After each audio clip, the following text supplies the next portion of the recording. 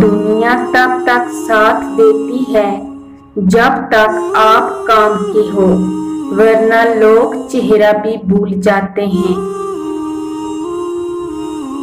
ज़माना सिर्फ तब तक आपका है जब तक आपके पास कुछ है देने को। आज जो वफादारी की बात करते हैं, कल वही सबसे पहले बेवफाई करते हैं। लोग तब तक याद रखते हैं जब तक आप उनके मतलब के हो।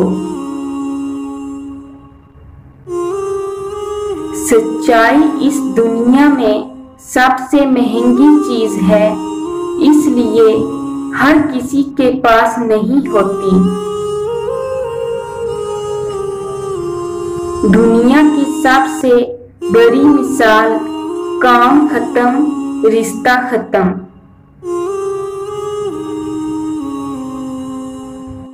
हर चेहरा मासूम नहीं होता। कुछ लोगों का चेहरा और नीयत दोनों अलग होती हैं।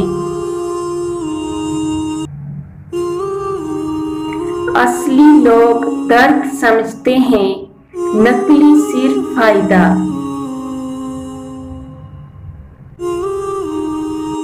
हर रिश्ता मोहब्बत का नहीं होता। कुछ लोग सिर्फ जरूरत के लिए याद रखते हैं।